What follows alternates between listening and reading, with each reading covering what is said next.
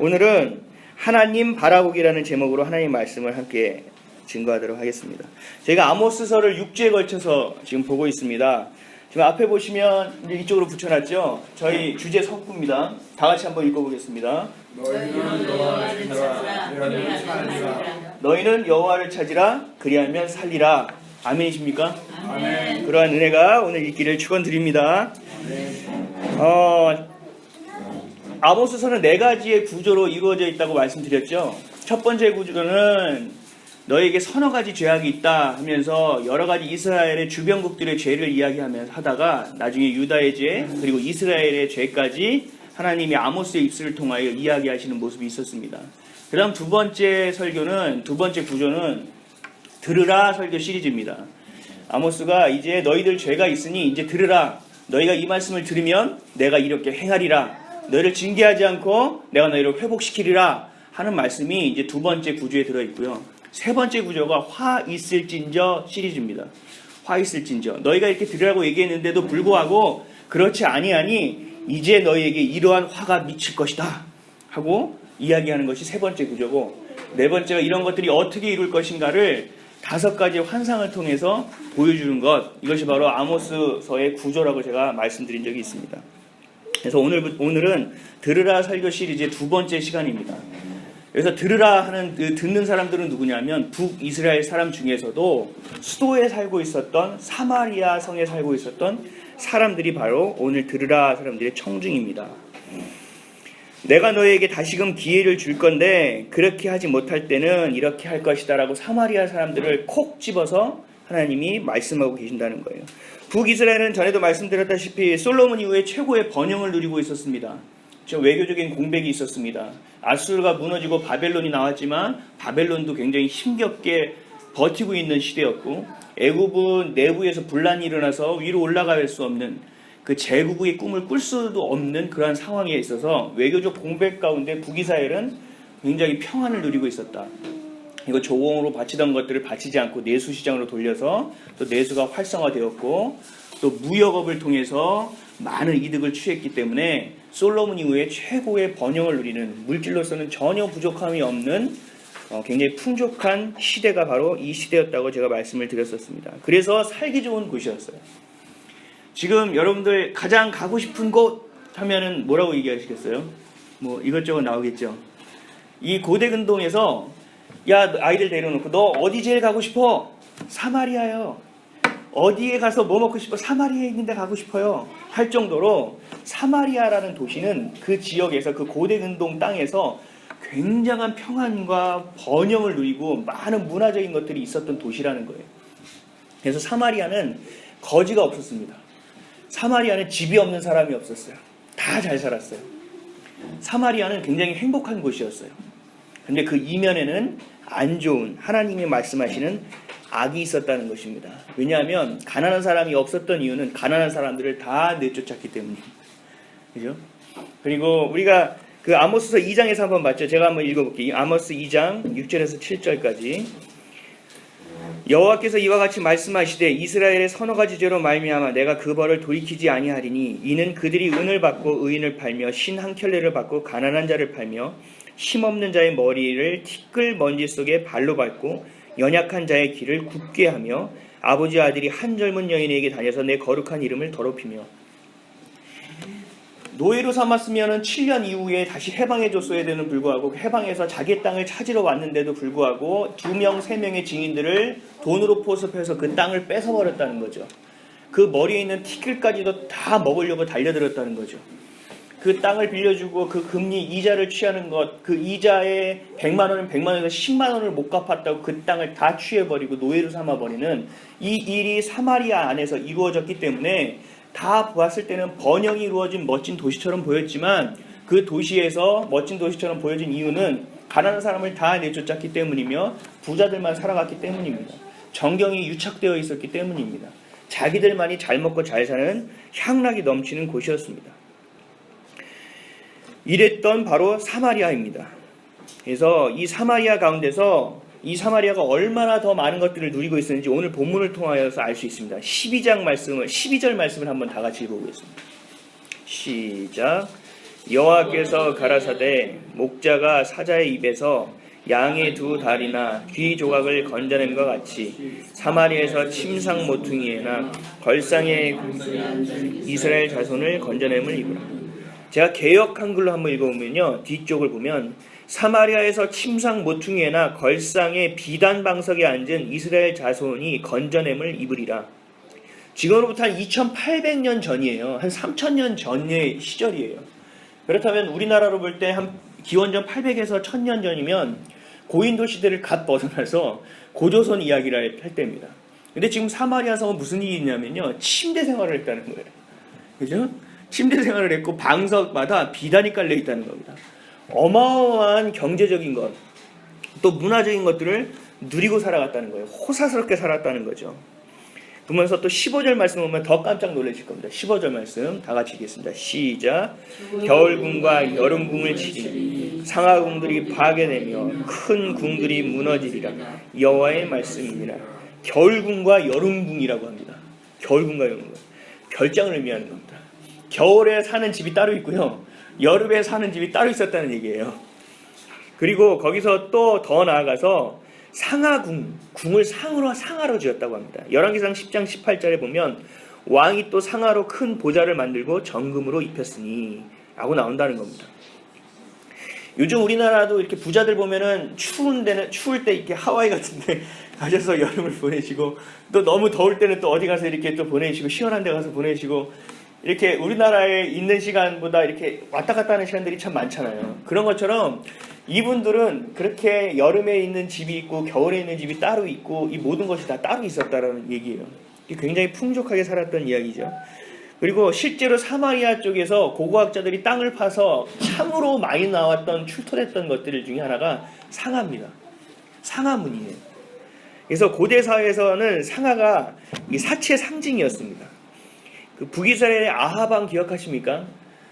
이세벨과 결혼해서, 기억나십니까? 그래서 엘리야가 가서 다 쳤던 기억. 그 아하방은 상하로 궁을 지었던 사람입니다. 그래서 자기의 어떤 부귀 영화, 자기의 권위를 상하로 보여줬던 것입니다. 이 중요한 것은 이 북이스라엘 사마리아가 그만큼 부유하게 살았는데 이 부유함과 평탄함에 도취되어서 자기가 죄를 짓고 살아가는지도 몰랐다는 거예요. 자기는 예배는 드렸으나 하나님의 말씀대로 살지 않았음에도 그것들에 대해서 마음의 양심의 가책이 느껴지거나 그런 것들을 바라보지 않고 살아갔다는 겁니다. 하나님이 주신 말씀과 삶이 완전히 격리되는 삶을 살았던 사람들이 바로 사마리아 사람들이었다는 것입니다. 우리도 이렇게 보면은, 교회 다니는 사람들 보면은 이렇게 부자 교회들 있지 않습니까?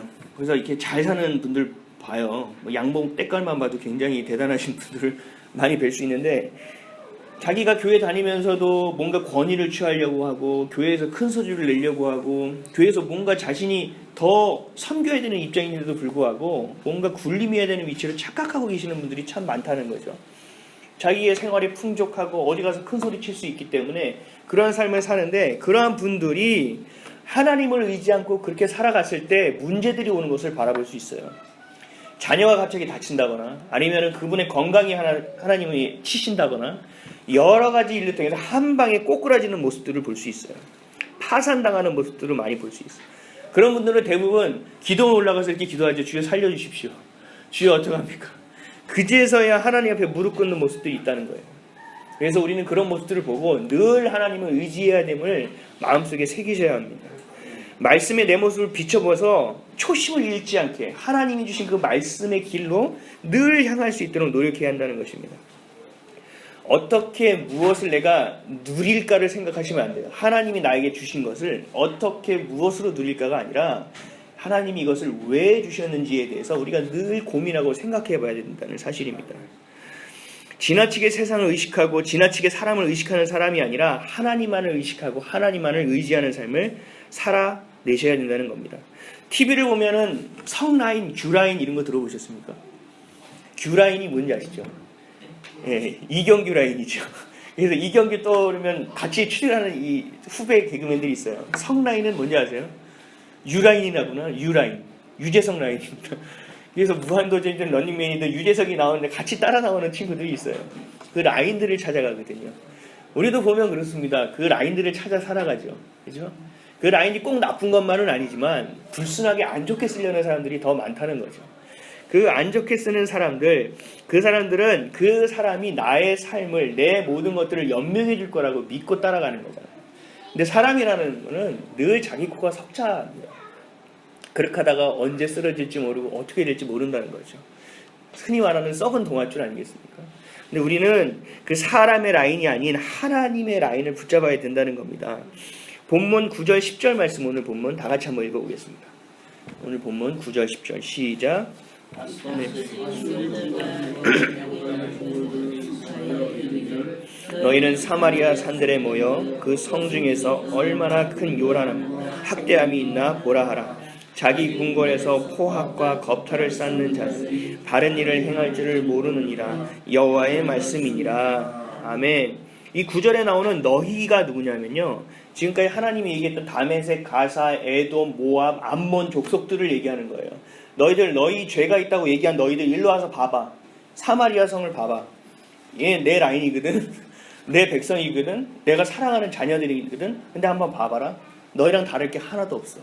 라고 하나님이 얘기하시는 거예요. 그렇지만 내가 이들을 어떻게 할 거냐면 이제 구할 거야, 구원할 거야, 이렇게 나오는 거예요. 하지만 내가 너희들만 징벌할 것이 아니라 내 자식, 내 라인도 내가 징벌할 거야, 이렇게 얘기하시면서 11절 12절 말씀을 봅니다. 시작.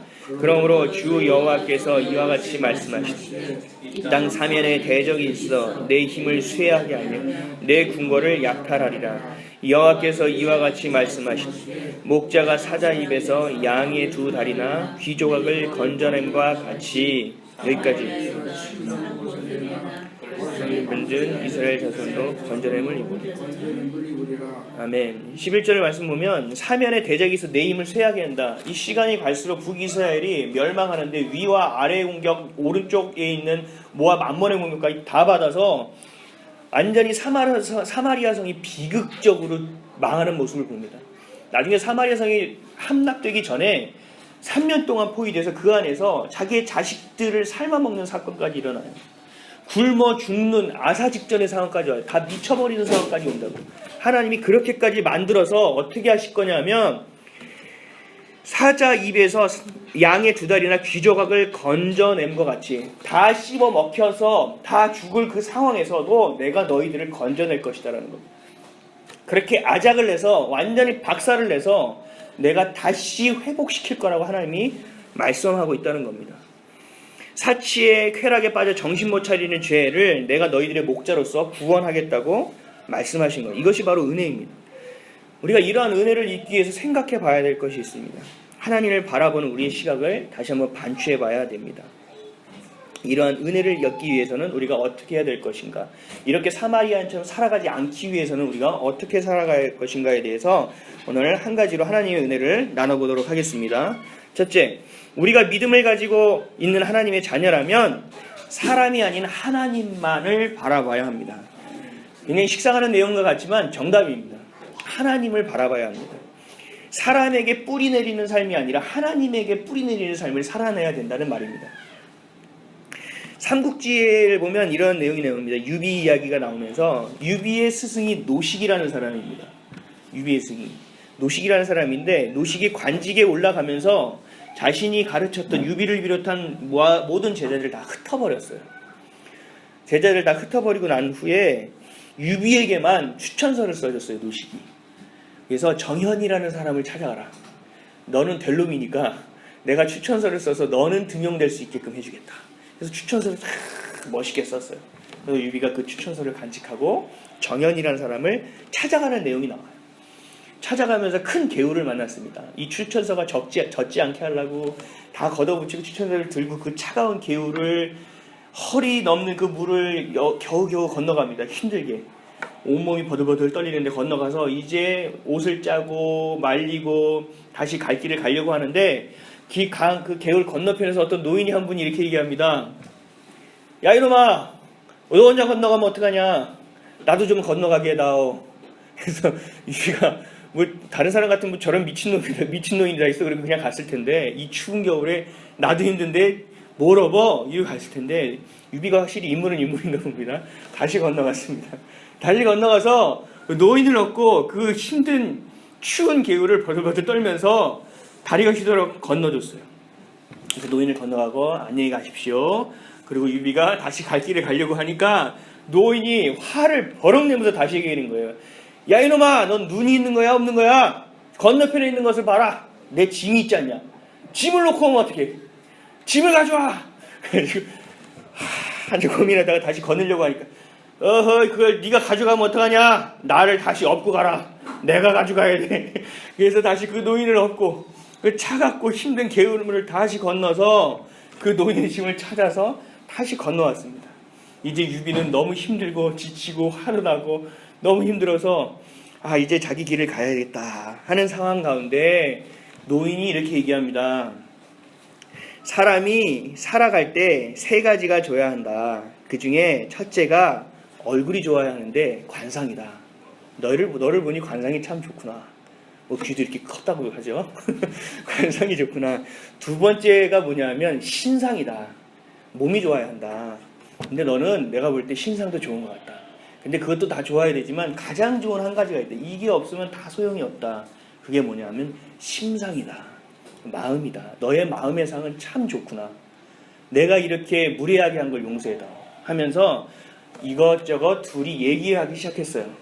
그러다가 이 노인분께서 너무 고마우니 내가 당신에게 너에게 지혜를 하나 주겠다 하면서 고목 있는 곳을 가자. 그래서 고목을 딱 보면서 이 고목이 너에게 주는 지혜다. 그래서 유비가 한참 보다가 옆을 보니 노인이 사라진 거예요. 달리기가 빨랐는지 꿈이었는지 모르겠지만 어쨌든 그 고목을 선물해 줬어요. 그래서 유비가 옆에 앉아서 고목을 한참 보다가 생각하고 묵상하고 또 생각하고 사색하다가 가슴속에 고이 간직했던 추천서를 빼서 갈기갈기 찢어버렸어요. 갈기갈기 찢어버리고 자신이 있었던 누상촌으로 다시 돌아가서 돗자리를 팔기 시작했다는 것입니다. 유비는 왜 고목을 보고 갑자기 그 귀한 추천서를 찢어버렸을까요? 유비에게 준 그 지혜는 과연 무엇이었을까요? 유비가 고목을 유심히 살펴보니까 높은 가지부터 고목이 말라가기 시작했다는 거예요. 뿌리에 가까울수록, 땅에 가까울수록 새 줄기가 싱싱하게 나오는 모습을 봤다는 겁니다. 그래서 노인이 알려진 이 핵심이 바로 이거구나. 높은 곳에 있는 곳, 기존에 있는 가지에서 더 높은 곳으로 접붙임해서 내가 높은 곳으로 올라가 봐야 내가 더 빨리 상하겠구나. 내가 더 빨리 말라버리겠구나. 나는 더 뿌리에 가까이 있어야겠다 하면서 누상촌으로 돌아간 겁니다. 유비에게 있었던 지혜는 그겁니다. 생명이 어디에 있는지를 본 겁니다. 유비는 지금 풍성한 나뭇잎을 보고 열매를 본 것이 아니라 이 열매의 근원, 뿌리가 어디에 있느냐, 생명이 어디에 있느냐를 봤다는 겁니다. 사랑하는 성도 여러분, 우리의 뿌리가 어디 있습니까? 하나님의 말씀에 있습니다. 하나님의 말씀을 보시길 바랍니다. 하나님의 말씀을 통해서 끊임없이 우리에게 주어지는 영양분을 받으시길 바랍니다. 남들이 가지고 있는 열매를 보지 마시고 남들이 풍성하게 가지고 있는 가지를 보지 마시고 그것들의 원천이 되신 하나님을 바라보시기를 주님의 이름으로 축원드립니다. 아멘. 그래야만 우리가 썩지 않는 인생을 살 수 있습니다. 사마리아의 성을 봤을 때 가지가 풍성했습니다. 열매가 풍성했습니다. 대단한 도시였습니다. 누구나 한 번쯤 가보고 싶은 도시였습니다. 그럼에도 불구하고 그 뿌리를 봤을 때는 모든 것이 다 썩어 있었음을 우리가 볼 수 있다는 것입니다. 사람들이 잘 사는 것처럼 보입니다. 쟤는 나보다 더 행복한처럼 보이고 쟤는 나보다 더 많이 가진 것처럼 보이고 저 사람은 나보다 더 평안한 것처럼 보이지만 그 모든 사람들의 한 분 한 분의 삶을 들어가 봤을 때 문제가 없는 사람이 없다라는 거예요. 그 사람이 어떤 곳에 뿌리를 두고 사느냐가 중요하다는 거예요. 지금 당장은 힘들더라도 내 뿌리가 하나님께 있으면, 지금은 당장은 내가 어려워서 사람들이 전도할 야 너나 똑바로 믿어라는 얘기를 들을지라도 내가 하나님을 향한 소망을 가지고 있다면 하나님 반드시 그 뿌리를 통해서 열매를 맺게 해주신다는 것입니다. 그 예시를 우리에게 준 게 바로 포도나무와 가지입니다. 나는 포도나무라 너희는 가지라. 포도나무의 가지가요 열심히 매달려 있는 거 보셨습니까? 포도나무의 가지가 이건 포도나무야 그리고 꽉 잡고 있어야지 하는 포도나무 가지를 보신 적 있습니까? 포도나무의 가지는 그냥 가지입니다. 그냥 붙어있는 겁니다. 그렇죠? 우리의 삶이 하나님께 뿌리 내려지면 그냥 말씀대로 살아가게 되어 있는 거예요. 그게 뿌리가 안 되니까 이거는 이렇게 살았어야 되는데 저건 저렇게 살았어야 되는데 내가 어떻게 해야 되지? 그리스도인으로 살기가 너무 힘들다 라고 버둥버둥대면서 힘들어하게 되는 거예요. 그래서 그럴수록 다시 뿌리로 돌아가야 됩니다. 다시 하나님의 말씀으로 들어가야 됩니다. 하나님, 내가 왜 바둥바둥하면서 하나님 붙잡고 있습니까? 다시 뿌리로 내려가겠습니다. 하나님은 포도나무에 난 가지입니다. 하나님 열매를 맺게 해주십시오라고 기도하는 것이 우리의 기도가 되어버려야 한다는 것입니다. 말씀의 터에 살려고 하셔야 돼요. 그래서 믿음의 사람들이라면 추천서를 찢어버려야 됩니다. 저희 외할아버지께서 독립유공자세요. 제가 나중에 알게 됐어요. 그래서 그 조선은행 계실 때 독립운동을 하셨더라고요. 그래서 그 감옥에도 대전 교도소에서 감옥에 갇혀 계셨었고, 근데 나중에 제가 취업이 잘 안 되고 힘들어서 나중에 뭘 알게 됐냐면 독립유공자는 플러스가 있더라고요. 국가유공자에 대한 플러스 점수가 있더라고요. 그래서 제가 그때 언제 알게 됐냐면 나중에 그 취업할 때는 모르다가 여의도 순복음교회 시험 볼 때 그걸 알게 됐어요. 근데 여의도 순복음교회 시험에 공지에 맨 밑에 뭐라고 나왔냐면 국가유공자에 대한 혜택이 나와 있는 거예요. 그 10매까지가 있거든요. 내야 될 서류가 거의 20가지 가까이 되는데요. 그 중에 하나가 있는 거예요. 그래서 제가 마음이 콩닥인 거예요. 그래, 공부도 제대로 못했고 여기는 들어가야 되겠고 이거를 내면 그래도 1점이라도 되면 그래, 할 수 있을 거야. 참 좋은 거야. 그래서 방법을 전화해서 물어봤더니 팩스 민원을 넣으면 된대요. 그래서 그 동사무소나 그 국가보훈처가 얘기해서 그 팩스를 넣어주면 거의 자동 접수가 된다고 하더라고요. 그래서 제가 갈등했습니다. 이거를 넣어야지 하다가 마음에 무슨 마음이 들었냐면 이렇게 내가 수단과 방법을 다 안 가리고 했을 때 붙어도 문제겠다. 왜냐하면 하나님이 여기를 가라는지 말라는지 그 뜻을 내가 구별하기 어렵겠다 라는 생각이 든 거예요. 하나님의 뜻이면 아무리 너덜너덜해도 하나님이 붙여주시는 거고, 내가 아무리 준비를 많이 했어도 하나님의 뜻이 아니면 안 되는 거 아니냐. 내가 주의 종의 길을 가면서까지 내가 이런 방법을 쓰나 정신 차려라 하고 포기했던 기억이 있습니다. 그래서 시험 받는 하나님이 붙여주셔서 여기가 내 길이다 생각하고 하나님 뜻이구나 하고 가는 거였거든요. 제가 한세대학교에 강사를 모집할 때도 마음에 요동쳤었어요. 이 한세대학교에 이 요직에 계신 몇 분을 제가 알고 있는데 이분들에게 부탁을 할까? 나 정말 밥도 같이 먹던 사이고 우리 운영위원장님도 되게 잘하는 사람들이고 이걸 어떻게 할지 손을 써야 되나? 그러다 다시 생각한 겁니다. 이렇게 되면 내가 될 수는 있겠지만 이게 하나님의 뜻인지 아닌지를 내가 분별하기가 어렵겠구나. 그래서 아무에게도 알리지 않았습니다. 그리고 원서 기도하고 다시 원서를 쓰고 신앙 고백서를 쓰고 아무한테도 알리지 않고 우리 교수님한테도 얘기하지 않고 가서 원서를 접수하고 면접을 본 거예요. 그래서 하나님이 시켜주셨어요. 물론 이번 학기는 안 됐습니다. 규정이 바뀌어서 이제부터는 어렵습니다. 하나님 딱 1년 동안 교수를 할 수 있는 제가 꿈꿨던 것들의 맛을 보여주셨거든요. 그런 것처럼 내가 생명이 있는 곳에 내 마음이 있어야 합니다. 내가 그것을 생각할 때 무엇이 되길 위한 것, 어떻게 하는 것이 중점이 되면 내 초심은 흔들리게 돼 있는 거예요. 이미 내 마음을 하나님께서 떠난 겁니다. 하나님이 주신 그 말씀의 철로에서 벗어난 열차가 되어버린다는 거예요. 아무리 성능이 좋고 아무리 기름을 많이 넣고 석탄을 떼더라도 그 길을 잃으면 달릴 수가 없다라는 거죠. 그래서 하나님께 생명력 있는 그런 삶을 사시길 원합니다. 그 뿌리를 내리시면 늘 싱싱하고 신선한 삶을 살 수 있습니다. 생명은 하나님께로부터 온다는 것입니다. 사마리아 사람들에게는 이것이 없었습니다. 잘 먹고 잘 사니까 지금대로 사면 집도 있고 월급도 따박따박 잘 나오니까 그냥 먹고 살만하니 하나님을 찾지 않는 거예요. 그냥 여기가 좋사오니 이 정도면 됐지 뭐. 내가 뭐 더 이럴까. 그게 아니라는 겁니다. 하나님께 뿌리를 둔 사람들은 성령 하나님 우리 마음 가운데 계시기 때문에 역동합니다. 계속 생명을 창조하고 또 사람들을 돕기 원하고 뭔가 해야 된다는 마음이 자꾸 들게 돼요. 그래서 축복에 취해서 정신없는 사람이 아니라 하나님이 주신 사명에 취해서 정신없는 사람이 되어진다는 겁니다. 하나님의 자녀는요, 물질로 사는 인생이 아닙니다. 하나님의 자녀는 세상의 것으로 살아가는 사람들이 아닙니다. 하나님의 자녀는 은혜로 살아가는 사람입니다. 하나님의 자녀는 말씀을 먹고 살아가는 사람들이야. 그래서 예수님이 말씀하셨죠. 떡으로만 사는 것이 아니라 하나님의 말씀으로 살아가라 라고 하나님 말씀하신 겁니다. 은혜로 살아가는 사람들임을 기억하시는 저와 여러분 되시기를 예수님의 이름으로 축원드립니다. 마르지 않는 능력을 체험하시기를 예수님의 이름으로 축원드립니다. 그런 은혜가 늘 있을 것입니다. 이렇게 사치스럽게 어려운 자를 내쫓고 힘든 자를 밀쳐내면서 그 불을 취한 사마리아 사람들을 그래도 하나님은 내 자녀이기 때문에 건져내겠다고 약속하시는 겁니다. 우리가 말씀에 뿌리를 내리지 못하고 그냥 그렇게 살아갔더라도 다시 회개하고 하나님 앞에 돌아오면 내가 너희를 다시 회복시키겠다고 우리에게 보여주시는 겁니다. 믿음의 회복은 아모스 후반에 계속 나옵니다. 너희 믿음이 회복되라. 너희 믿음이 회복돼야 한다.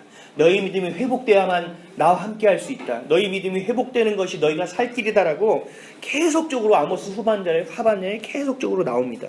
근데 이 믿음의 회복이라는 단어와 잘 어울리는 사람이 있습니다. 제가 마지막으로 그분을 소개해드리고 마치도록 하겠습니다.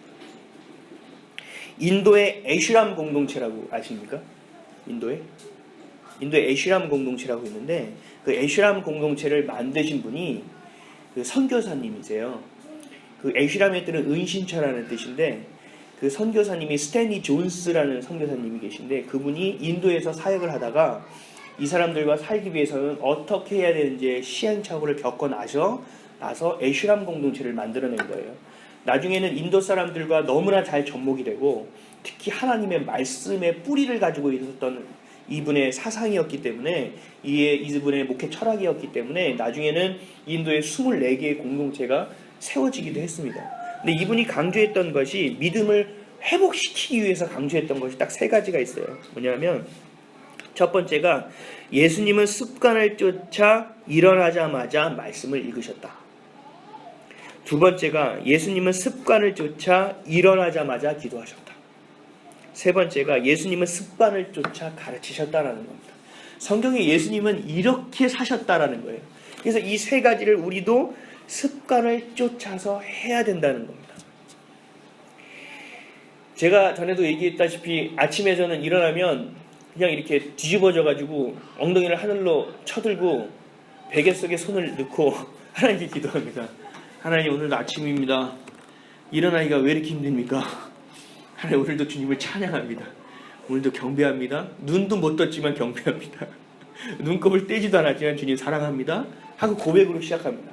그리고 하나님, 오늘 제가 뭘 해야 됩니까? 하나님, 말씀해 주세요. 청종하겠습니다. 듣고 따르겠습니다. 오늘도 나의 리더가 되어 주십시오 라고 기도하는 게 제 첫 기도입니다. 그래서 제가 스탠리 존스 이분도 그게 첫 기도였다라는 거예요. 쉽게 얘기해서 일어나서 기도하셨다는 거예요. 그 말씀을 봤다는 거예요. 그런 것이 습관이 돼서 했다는 것입니다. 그래서 사마리인들처럼 삶에 치우쳐서 말씀과 철저히 분리되어 살았잖아요. 사마리아 사람들 제가 말씀드렸죠. 예배를 드렸어요. 11조도 했어요. 헌금도 했어요. 금식도 했어요. 성전도 갔어요. 교회도 지었어요. 그러나 그 안에 하나님이 없었다라는 거예요. 말씀대로 살지 않았다라는 거예요. 그게 아니라 그런 거 다 안 해도 좋으니 말씀대로 가라는 겁니다. 고새야서 6장 6절에 보면 하나님이 인애를 좋아하지 않고 번제를 좋아하지 않는다. 너희가 나를 아는 것을 원한다고 말씀하시는 거예요. 하나님과 함께 동행하기를 원하신다는 거예요. 이 3가지, 그래서 이분이 3가지 운동을 벌였어요. 첫 번째가 말씀 운동, 두 번째가 기도 운동, 세 번째가 나눔 운동입니다. 이 운동을 벌였어요. 무브먼트를 했다는 거예요. 이 중에서 첫 번째, 두 번째는 가장 내가 해야 될 일이었고 세 번째를 굉장히 강조하셨어요. 뭐냐면 나눔 운동이 내가 있는 것들을 열어서 1,000원, 2,000원이 나눔이 아니다. 밥을 더 지어서 한 공기 더 만들어서 나누는 것, 그것뿐이 나눔이 아니다. 내가 주일날 설교 말씀을 듣고 은혜를 받았으면 그 은혜를 다른 사람에게 나누는 것도 나눔이다. 그리고 내가 받은 하나님이 주신 은혜가 있으면 그 은혜를 나누는 것도 나눔이다 라는 겁니다. 그리고 나에게 주신 것에서 내가 감사할 게 있잖아요. 그 감사를 나누는 것도 나눔이라는 거예요. 그러니까 나눔의 스펙트럼을 굉장히 넓게 보신 거예요. 스탠리 존스 목사님께서는. 다 나누는 거예요. 그렇게 되면 너가 윤택해진다는 거예요. 너의 삶이 윤택해진다는 거예요. 그래서 네가 다시 거꾸로 돌아가서 말씀 기도를 하고 또 다시 말씀으로 들어가시고 또 말씀을 보고 기도하고 또 나누시고 이런 운동을 벌였다는 거예요. 사랑하는 성도 여러분, 나눔은 습관이 되어야 됩니다. 기도도 습관이 되어야 됩니다. 그렇죠? 말씀을 보는 것도 습관이 되어야 됩니다. 그래서 우리 교회는 새벽 기도는 하지 않지만 여러분이 자율적으로 기도하길 원합니다. 아침에 시간을 정하셔도 되고 9시가 돼도 좋고 11시가 돼도 좋고 밤 10시가 돼도 좋고 아니면 나는 밤의 사람이야. 그러면 12시가 돼도 좋고 그 시간을 정해서 반드시 기도하시길 바랍니다. 그래서 그 시간이 되면 내가 기도해야지. 나도 모르게 내 영적인 알람이 울리시기를 예수님의 이름으로 축원드립니다. 아멘. 그래서 늘 베풀고 나눔으로 하나님께 칭찬받으시는 인생을 사시고 또 하나님만 바라보는 한 주 되시기를 예수님의 이름으로 축원드립니다. 아멘.